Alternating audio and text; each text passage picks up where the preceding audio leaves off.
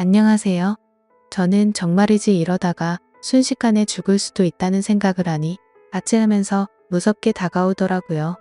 막상 그 당시에 내 심정은 죽는 것조차도 두렵지 않을 만큼의 죽고 싶은 심정이었지만 그렇다고 한들 진짜 죽을 수도 있다고 생각하니 정말이지 너무나도 두렵고 무서운 순간이었답니다.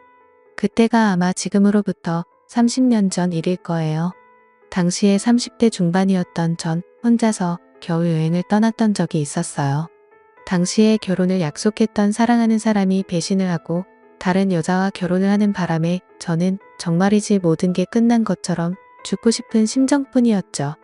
하지만 누구 좋으라고 여기서 인생을 끝내야 하는 건지 배신한 그놈에게 나중에 복수하는 한이 있더라도 지금 당장은 어쨌든 살아가야 했고 이미 떠난 사람을 잊어야만 했기에 옛 감정들을 모두 정리할 돌파구가 제겐 필요했답니다.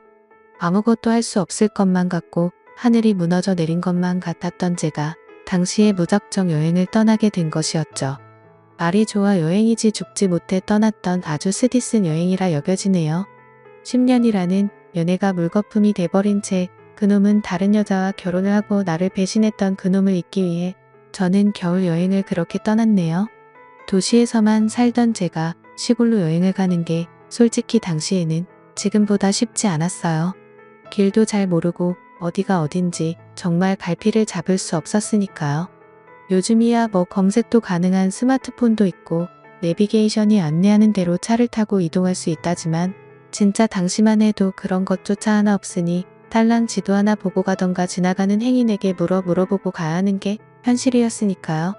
아무튼 그렇게 전 여행을 떠났었고 도시에서 벗어나 어딘지도 모르는 시골로 접어들었답니다. 버스를 타고 걷고 걸으니 주위엔 적막이 감돌았고 시골집들과 축사가 군데군데 보이더라고요.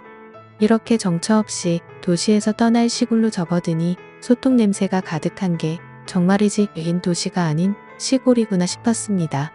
그런데 저쪽에 길게 뻗은 강이 보이더라고요.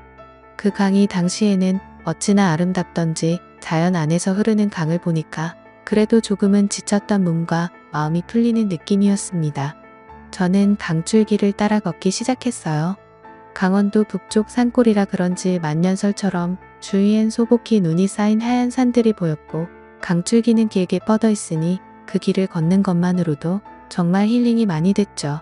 정말이지 기분이 상쾌했어요. 제 안에 있던 모든 절망감과 상실감 그리고 스트레스 좌절 등 이런 복잡한 감정들의 모든 기분을 한순간 송두리째 날려버릴 만큼 아름다운 자연의 모습이었죠. 저는 크게 숨을 들이키며 강길을 계속 걷고 있었는데 그때 저 멀리 사람들이 강 위에 떠 있는 것 같은 신기한 모습들이 보이더군요. 저는 어떻게 저럴 수가 있나 싶어 좀 더 걸으며 자세히 봤는데 보니까 저쪽 호수에는 강이 아직도 꽁꽁 얼어 있어서 강 위에서 사람들 몇 명이 얼음 낚시를 하고 있었답니다. 아무래도 일교차가 심한 강원도의 날씨라 3월 초지만 여긴 아직 겨울이 완전히 지나간 게 아닌 것 같았죠. 그래서 강이 아직도 얼어있는 만큼 얼음 낚시를 할 수 있던 것 같았습니다. 뭐 많지 않았지만 몇몇 사람들이 군데군데 얼음 낚시를 즐기고 있더라고요. 저는 좀 더 자세히 보기 위해 겁도 없이 얼어있는 강 위로 발걸음을 옮겼어요. 몇 걸음을 옮겼을까요? 그런데 그때 얼음 낚시를 하던 아저씨 한 명이 저보고 놀란 듯 그쪽으로 걸어오면 위험하다고 하지 뭐예요. 저는 그 말을 듣고 너무나 놀라서 어떻게 해야 하나 막 갈팡질팡하게 되었는데 그때였어요. 제가 걸어올 때만 해도 멀쩡하게만 보였던 얼어붙은 강이 갑자기 제 발 밑에서 쩍하고 갈라지는 느낌을 받았답니다. 한 발자국 더 움직였다간 금세라도 얼음이 와르르 깨질 것만 같았죠. 저는 순간 너무 놀라서 몸이 얼어붙어 버렸고 소리를 지르며 도와달라고 말을 했답니다. 그러자 저보고 위험하다고 말했던 얼음 낚시를 즐기던 아저씨가 도와주려고 살금살금 조심스레 저에게 다가오나 싶더니 그 아저씨도 더 다가왔다간 위험하단 걸 느꼈는지 안 되겠다며 제게 오는 걸음을 멈춰 섰고 저보고 하는 말이 그쪽으로 대체 왜 간 거냐며 그쪽은 얼음이 많이 녹고 위험해서 가면 안 되는 곳인데 왜 거기에 들어간 거냐면서 이 와중에 제게 훈기를 하더라고요. 그러면서 잠깐만 기다리라며 자기가 경찰을 불러준다고 하지 뭐예요. 경찰이 오면 뭐 하겠어요? 이미 저는 얼음물에 빠지게 생겼는데 그 사이 아마 강물에 빠져서 동사로 죽고 말겠죠? 저는 그 말에 안 된다며 지금도 거의 가라앉고 있는 것 같다며 그냥 아저씨가 빨리 좀 와서 구해달라고 하니까 그 아저씨가 하는 말이 자기도 그러고 싶은데 한 발짝만 더 움직이면 자기까지 빠질 것 같다고 하더라고요. 그렇지만 그 아저씨도 어떻게 해서든 저를 도와야겠다고 느꼈는지 잠깐 기다려보라며 저 멀리 몇몇 보이는 얼음 낚시하는 다른 사람들을 부르더라고요. 하지만 그 사람들은 든 채 만 채 낚시만 즐기는 것 같았답니다. 그때 갑자기 그 아저씨가 뭔가 아차 싶다는 듯 자기가 이럴 때가 아니라며 낚시 장비 있는 곳까지 얼음이 깨질지 모르니 자기도 이만 낚싯대 들고 철수를 해야겠다고 하지 뭐예요. 그러면서 조금만 기다리라며 낚싯대 챙겨나가서 바로 경찰을 불러준다고 저를 버리듯 뒤돌아 가버리는데 어찌나 살이 다 떨리고 야속하던지 저를 내팽개치고 도망간 것 같았어요. 그때였답니다. 금방이라도 얼음이 깨질 것만 같은 이 호수 위로 어떤 남정네가 천천히 걸어오더라고요.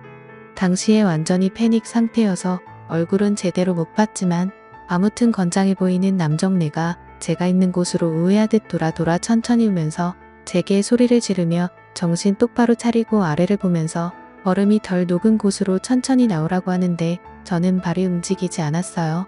그러자 그 남정네는 더욱더 소리를 지르며 지금 안 움직이면 빠져 죽는다며 빨리 한 걸음이라도 떼보라고 하더라고요.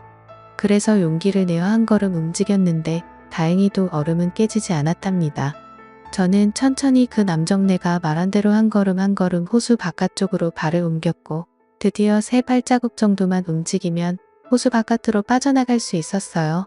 그래서 다시 발을 떼고 움직였는데 그 순간 갑자기 제가 딛고 있던 얼어붙은 호수의 얼음들이 와드득하고 깨져버렸고 급기야 저는 발 한 짝이 차디찬 호수에 빠짐과 동시에 금세 목까지 풍덩 온몸이 잠기고 말았답니다. 그런데 그 순간을 놓치지 않고서 그 남정네는 건져 올리듯 저를 바로 구해 주었어요. 저는 순간 기절을 하고 말았죠. 춥고 멍하지만 주위의 사람들의 목소리가 들리는 것 같았어요. 빨리 인공호흡을 하라는 소리 같았죠. 누군가 추위에 떨고 있는 제게 큰 점퍼를 덮어주었고 다른 누군가 또 인공호흡을 한 것 같은데 거기서 또다시 완전히 정신을 잃고 말았답니다. 그렇게 시간은 흐르고 깨어보니 어느 집 안이었어요. 부뚜막에서 연기가 솔솔 피어나는 어느 시골집 같은 느낌이었죠. 시골 할머니 댁에 온 건 마냥 방바닥에 정말 따뜻했고 두툼한 겨울이불이 저를 포근히 감싸고 있었답니다. 다행히 저는 살은 것 같았어요. 몸을 일으켜 밖으로 나와보니까 그 집 마당엔 아직 녹지 않은 흰 눈이 소복히도 쌓여 있었죠. 그때였어요. 어떤 남정네가 저보고 일어났냐며 죽을 뻔한 거 간신히 살려냈다면서 은인인 줄 알라고 말하더라고요. 그제서야 조금씩 기억이 났고 저 남정네가 나를 구해준 사람이란 걸 알게 됐답니다. 얼굴을 자세히 보니 며칠 수염을 안 잘랐는지 얼굴에는 덥수룩하게 수염이 나 있었고 몸은 마치 임꺽정처럼 정말 건장하더라고요. 나이는 얼핏 보아하니 한 50살 정도 된 것 같은데 뭐 이런 데서 혼자 살다 보면 더 들어 보일 수 있으니 그것도 확실하진 않았답니다. 그 순간 자꾸만 뭔가 허전하면서도 뭔가 잘못된 것 같다는 생각이 드는 거예요. 그래서 잠시 제 몸을 이리저리 살펴봤는데 아니 글쎄 내가 입고 있었던 옷은 온데간데 없고 남정네들이나 입을 법한 큼지막한 바지에 달지고 바래진 거적대기 같은 윗옷을 제가 입고 있지 않겠어요? 저는 순간 놀라 제가 입던 옷은 어디 가고 이 옷들은 대체 뭐냐고 물어보니 그 옷 호수에 빠져서 말리고 있는 중이라며 대래 저보고 옷 갈아입히느라고 죽는 줄 알았다고 하더라고요. 아니 그럼 뭐야? 내가 기절한 사이 옷을 갈아입혔다는 건지 뭔가 기분이 찜찜하고 이상하고 불쾌했죠.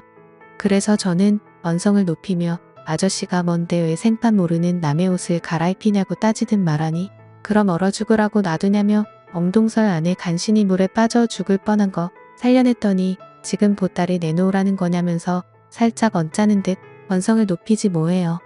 그렇게 말하니 좀 당황스럽고 무서워서 한 걸음 물러나 아무 말도 못하고 있으니 그 아저씨는 제게 어차피 인공호흡도 한마당에 옷 갈아입히는 것쯤이야 어떠냐고 말하는데 저는 그 말을 듣는 순간 어지러질한 게 다시 기절할 것만 같았답니다.